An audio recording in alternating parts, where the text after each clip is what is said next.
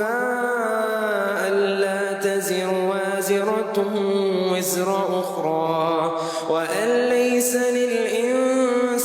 إلا ما سعى وأن سعيه سوف يرى ثم يجزاه الجزاء الأوفى وأن إلى ربك المنتهى وأنه هو أضحك وأبكى وأنه